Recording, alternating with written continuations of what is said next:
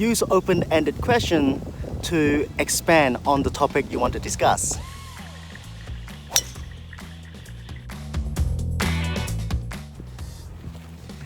And close-ended questions to confirm.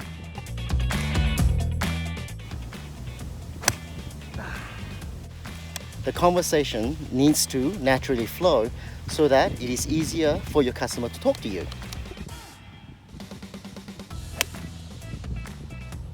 You got to make sure that your sales call does not come across as an interrogation for your customers.